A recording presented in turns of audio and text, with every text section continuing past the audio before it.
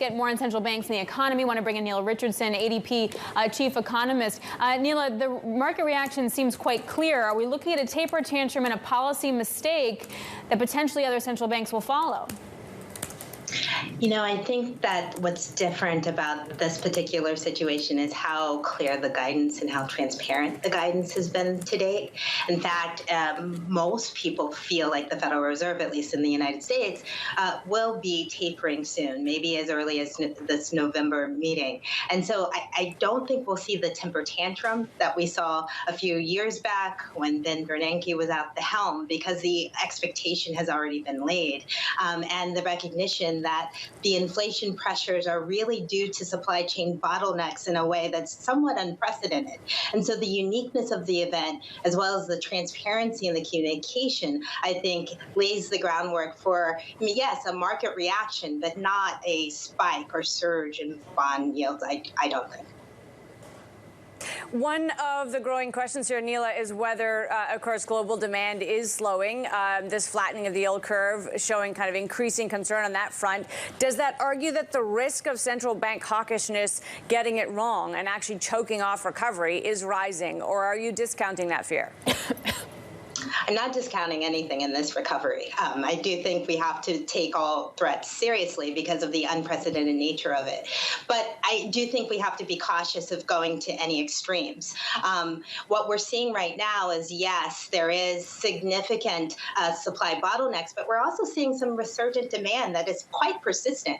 And if you look at consumers, consumers have been unflappable. Even though confidence surveys have shown some downward sentiment, we're seeing retail spending still stay strong. We're seeing consumer spending in durables out today still stay strong.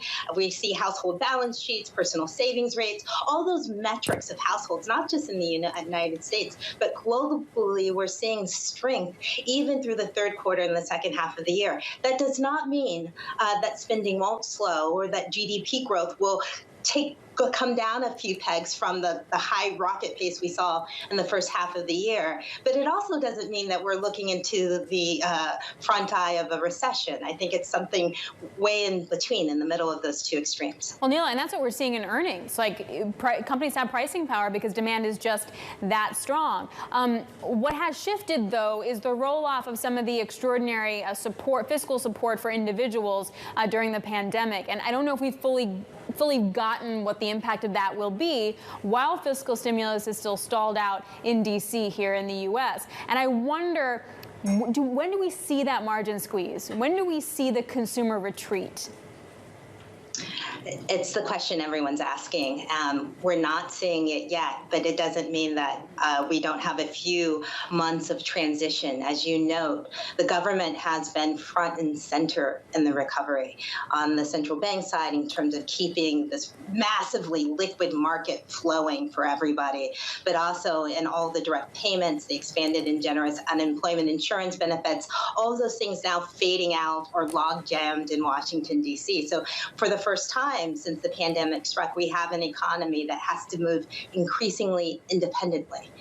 Right now, we're seeing Main Street be able to take that in stride, but with differences. We're not seeing the resurgence back, the shift back into leisure and hospitality spending. Consumers are still sticking with their preference for goods.